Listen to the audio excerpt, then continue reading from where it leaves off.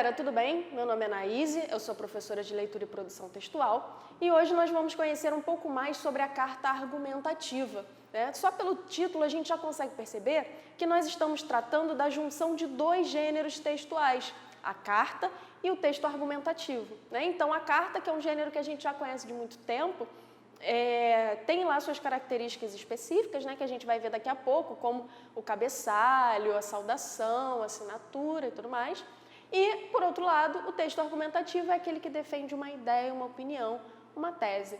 Então, a grosso modo, o que a gente vai ter? Um gênero textual, que é uma carta que defende uma opinião, beleza? Na parte que está aqui grifada na tela, vamos olhar. Uma carta argumentativa é um entre vários outros gêneros discursivos, como e-mails, notícias, palestras e anúncios, em que se destaca a argumentação como sequência textual predominante. Então, no corpo da carta, né, que é aquela parte onde a gente, de fato, coloca aquilo que a gente quer falar para a pessoa que vai receber, a gente vai ter ali um texto argumentativo, ok? E aqui embaixo.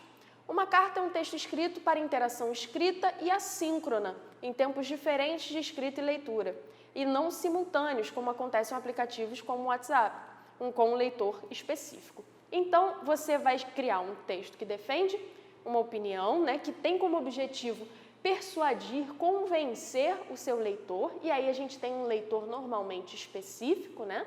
Então, se você vai enviar uma carta argumentativa para, sei lá, o seu professor, o diretor da sua escola, você já sabe quem é esse leitor, você já sabe quem é a pessoa que tem que ser convencida pelo seu texto, né? E aí, quando ele fala aqui para interação escrita e assíncrona, interação escrita porque a carta, né, enquanto gênero textual, enquanto tem lá suas características próprias, uma delas é você poder interagir com o seu leitor. Então, você pode se direcionar diretamente a ele, né? No texto argumentativo, outros tipos de texto argumentativo, geralmente são mais impessoais, né? Você escreve normalmente em terceira pessoa, algumas modalidades, alguns concursos até permitem que você use a primeira, mas de maneira geral, no texto argumentativo você tem uma impessoalidade da terceira pessoa e você não costuma interagir com quem está lendo,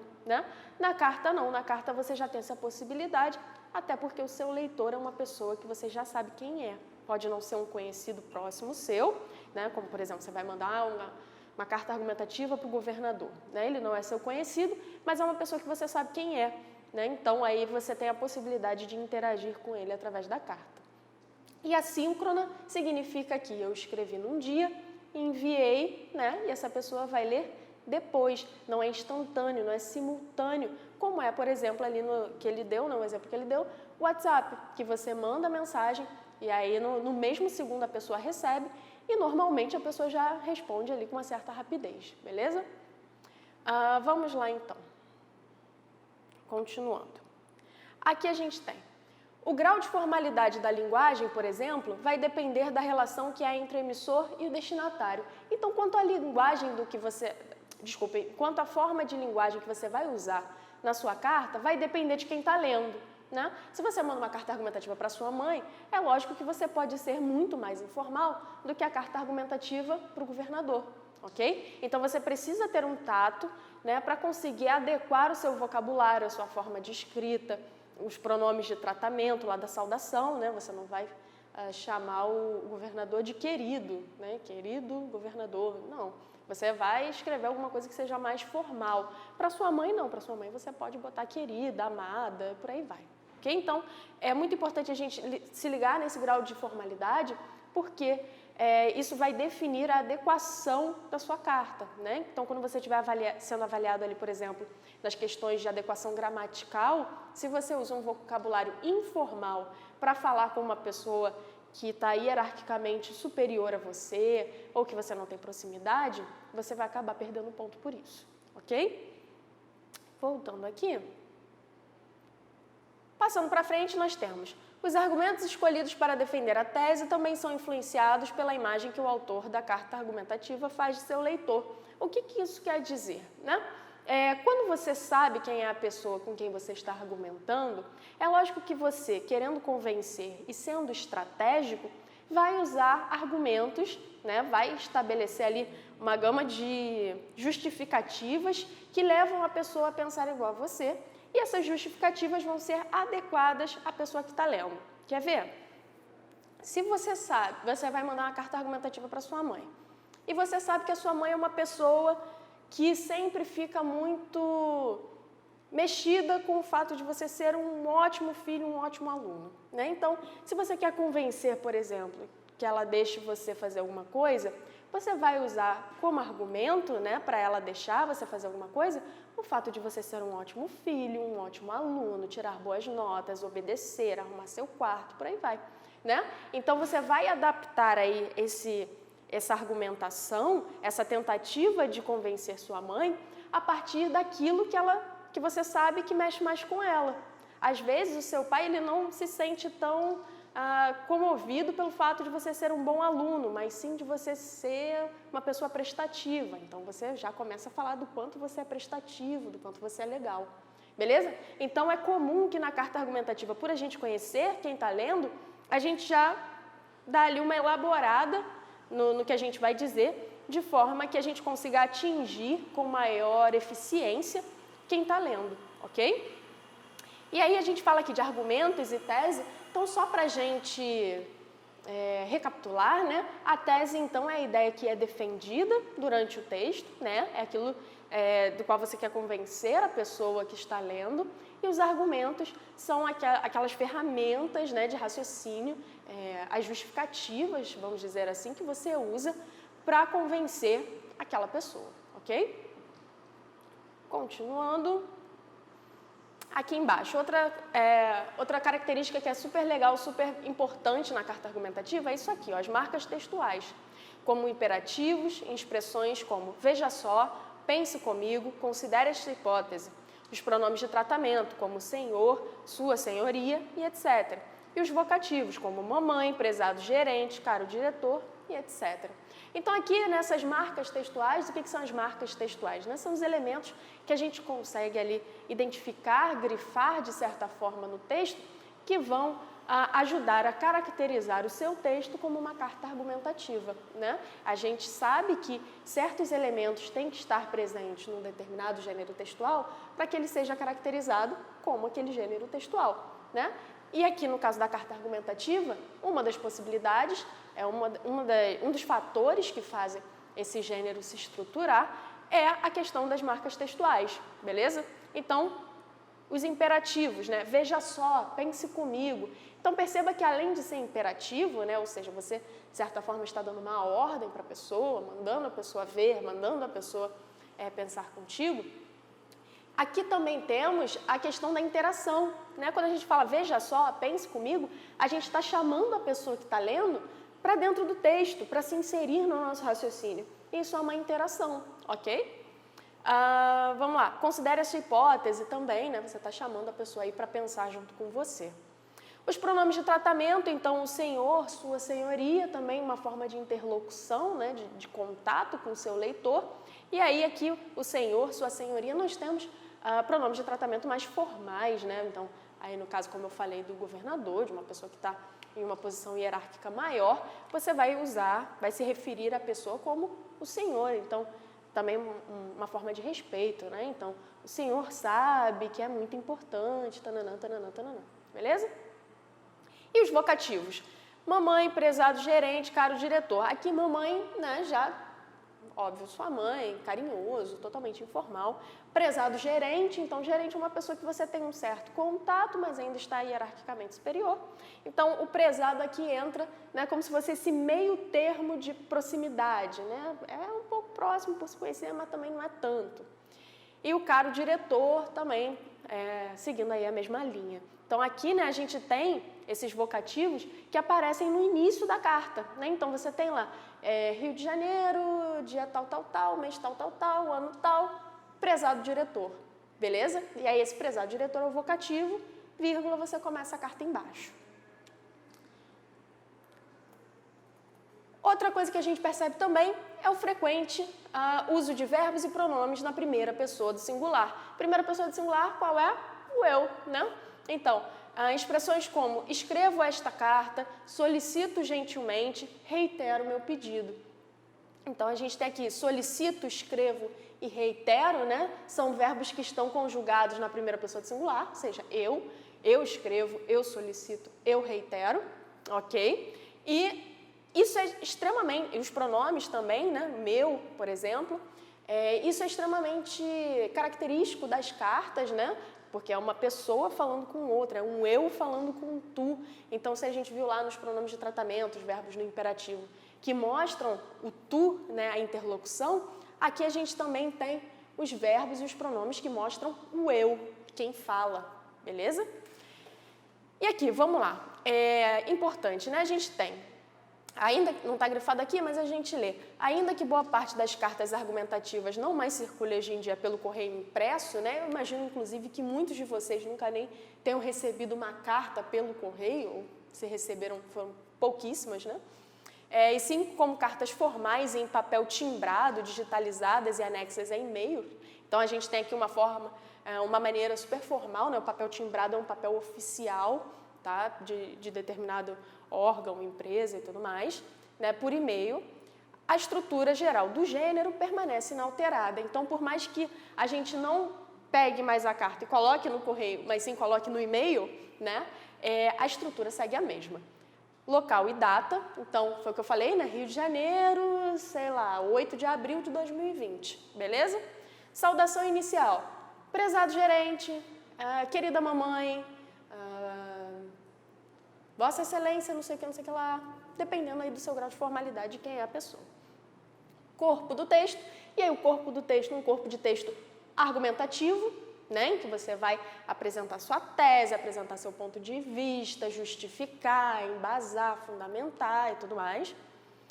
A despedida, então, né, atenciosamente, grato, com amor, no caso lá da mamãe, né? E a assinatura, beleza? A assinatura, então, fechando aí quem é que está escrevendo essa carta. Caso você, né, isso aqui é importante a gente salientar, que é uma dica que vai ficar aí para a sua vida inteira. Caso você em algum momento for fazer algum tipo de concurso, seja vestibular, seja uma prova para entrar em algum lugar, enfim, né, qualquer tipo aí de prova, de processo seletivo, que tem uma prova e tudo mais, um concurso, pode aparecer, né, você vai ver lá no edital se a carta argumentativa vai ser pedida, e aí é interessante que os concursos, né, como eles pedem para o candidato não se identificar na prova, para não rolar aquilo de, por exemplo, o corretor conhecer o candidato, reconhecer a prova do candidato e acabar sendo mais benevolente e tal, né, os concursos geralmente falam para a gente não identificar a nossa prova. E aí, na carta argumentativa, na carta de uma maneira geral, você tem a assinatura. E aí, se você assina, é o seu nome, a prova está identificada. Então, como é que faz? Aí a gente tem aqui, ó.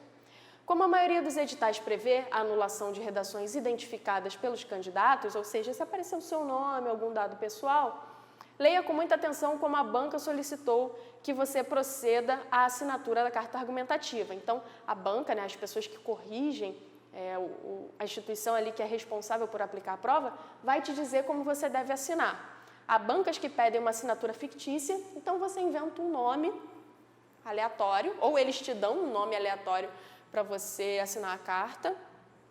Outras que você escreva apenas um estudante, então, atenciosamente, um estudante, um cidadão brasileiro, um morador do bairro tal, beleza?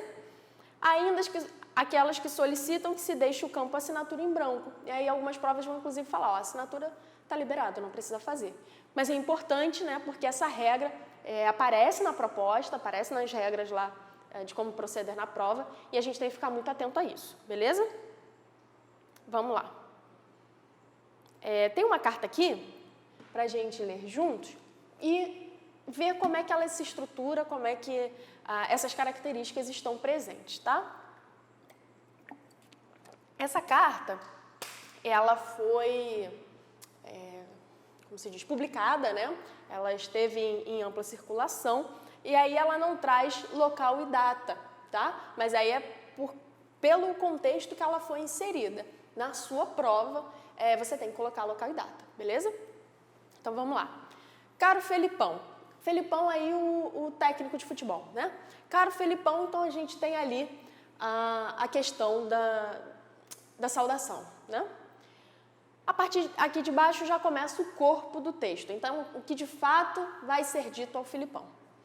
Nunca nos encontramos pessoalmente, mas permita que eu me apresente. Então a pessoa, né, sabe que o Felipão não conhece, vai se apresentar. Isso é legal, isso é importante. Me chamo Marcos Caetano, como você pode ler aí no topo da coluna. Percebam, é uma coluna, tá? Foi publicada no jornal. Então, é por isso que não vem local e data, até porque no jornal já tem, né? E sou cronista esportivo. Mas isso não é importante, pois além de cronista fui, sou e morrerei torcedor. Então ele está trazendo aí já uma ideia de quem ele é e qual tipo de credibilidade que ele tem para falar sobre futebol, né? Ele não é só um cronista esportivo, ou seja, um cara que escreve ali diariamente sobre futebol, ele é também um torcedor, então ele tem um envolvimento pessoal, ele tem ali uma paixão pelo esporte. Apesar de respeitar os colegas que pensam diferente, confesso que não entendo os comentaristas que não declaram sua predileção por um time. Se não fosse torcedor do meu sofrido tricolor das Laranjeiras, jamais teria me apaixonado por futebol. E sem essa paixão, dificilmente teria pensado em escrever sobre o assunto que é a minha cachaça. Minha e de outros 160 milhões de brasileiros vamos lá, subir daqui, do trabalhador da fábrica da Moca ao menino de rua que cheira a cola na Candelária e do catador de papel do Recife ao padre da paróquia da sua Caxias do Sul. Somos, acredite, todos seguidores da mesma religião, a seleção brasileira. O Felipão ele foi técnico, né, da seleção brasileira. Também não sou hipócrita de imaginar que você tenha decidido fazer do esporte o seu ganha-pão, primeiro como jogador e agora como técnico, se não fosse por amor. Somos, portanto, dois apaixonados por futebol. Olha aí, ele já começa a criar uma contextualização em que ele e o Felipão estão próximos, né? Então, se você consegue se aproximar da pessoa com quem você está falando, você cria um vínculo e isso torna mais fácil de convencê-la de alguma coisa. Então, vamos lá. E é puramente nessa condição de um apaixonado que vê no velho esporte das botinadas um ponto de referência e identidade cultural dos brasileiros que te escreva estas mal traçadas. Em primeiro lugar, sei que eu e os colegas da Crônica Esportiva vivemos pegando no seu pé, mas também sei que você traz no caráter uma qualidade que anda escassa nesses tempos de crise moral nas lideranças do futebol. Você é honesto. Então ele já está elogiando o Felipão, criando esse terreno aí para se fazer ouvir, né? Para se fazer ser ouvido. E é impossível deixar de notar o carinho e o respeito que todos os jogadores que trabalharam contigo têm por você. Portanto, quando escrevo críticas sobre o seu trabalho, o faço com a certeza de estar me dirigindo a um homem sincero, preocupado em aprender sempre, e não a um arrogante cheio de empáfia. Empáfia é orgulho, né? Uma pessoa que é arrogante. Então ele já está aqui, começa a justificar, né, as críticas que ele sempre faz ao Felipão, usando aí esse contexto que ele já se aproximou, já elogiou, né? Então ele está aí se justificando, tentando dar uma agradada também no Felipão. Certamente você tem acompanhado as excelentes partidas da fase decisiva do Campeonato Brasileiro. E claro, viu a eletrizante, não há outra palavra para descrever aquilo, final entre Atlético Paranaense e São Caetano. São dois times, Felipão, que chegam a comover pela bravura com que buscam o ataque em qualquer circunstância. O Atlético buscou mais e mereceu vencer o jogo. A lógica do esporte, alguns mencionariam os deuses do futebol, quase sempre acaba premiando quem é mais corajoso. Mas não desprezemos o São Caetano, que está longe de poder ser considerado fora do páreo. O azulão teve uma incrível média inferior a um gol por partida no ano, isso sem jogar com 7 ou 8 atrás, mas no bom e velho 4-4-2. Se esses times finalistas que representam o novo no futebol brasileiro não fazem retranca, por que a seleção deveria fazer? Ó, ele já entrando aqui no campo do Felipão, né? Então, se esses times finalistas não fazem retranca, por que a seleção tem que fazer? Você apostou, vamos lá, na retranca contra a Bolívia, Uruguai e Argentina, e ousou mais contra o Chile, Paraguai e Venezuela. Perdemos as 3 partidas que jogamos para não perder e ganhamos as 3 que jogamos para ganhar. A razão da carta, como você já percebeu, é uma só: te pedir que ponha o Brasil para jogar como os finalistas no ataque. Então aqui, ó, o que ele está defendendo? Depois de toda essa contextualização, depois de todo esse preparar de terreno, né? O que ele quer? Te pedir que ponha o Brasil para jogar como os finalistas no ataque. E essa é a nossa maior tradição, e traí-la será um crime que não ficará sem castigo na Copa do Mundo.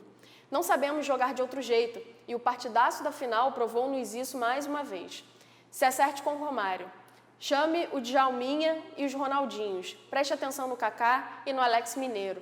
Contrate o Geninho e o Pisserni como auxiliares. Vamos para cima deles, Filipão. Os brasileiros confiam em você. Percebam as marcas de intertextualidade, né? Toda hora ele chama o Filipão, e aqui inclusive o pronome, você. Confie está no imperativo, né? Então ele está, de certa forma, dando uma ordem, não diria uma ordem, mas é um pedido, uma sugestão à pessoa que está lendo. Confie também na gente quando pedimos um time ofensivo. Se ainda estiver em dúvida, ligue a televisão de novo no próximo domingo. O azulão precisa vencer por 2 gols de diferença. E vem mais futebol brasileiro por aí. Porque também no esporte, como dizia o Vinícius, meu amigo, só resta uma certeza: é preciso acabar com essa tristeza, é preciso inventar de novo o amor. Então aqui, né, tem do Jornal do Brasil, que foi publicado essa carta argumentativa. Então, o que a gente tem aí? Uma estratégia de texto que foi toda pensada a partir de quem é o Filipão, né? A partir de quem é essa pessoa apaixonada por futebol, que tem toda uma trajetória dentro do esporte, já foi jogador e tudo mais, com aquilo que vai comover o Filipão, aquilo que vai fazer com que ele esteja de ouvidos abertos para ouvir a pessoa que escreve. Beleza? Aqui, ó, chama atenção para uma outra coisinha que naquele texto não tem. Para completar a estrutura da carta argumentativa, faltaram apenas o cabeçalho, foi o que eu falei lá em cima, né, do local e data, a despedida e a assinatura, mas estes foram dispensados no texto porque o mesmo foi publicado em uma coluna de jornal de ampla circulação, de modo a publicizar, ou seja, de tornar público, o pedido do autor ao técnico Filipão. Então, ali, né, por ser veiculado num jornal, não precisou desses elementos. Mas como você, aluno, não vai publicar no jornal, quando você for escrever, você precisa colocar esses elementos. Beleza? Então é isso, pessoal. Eu espero que vocês tenham entendido essa primeira parte da carta argumentativa, tá? Estudem, se cuidem e a gente se vê no próximo vídeo.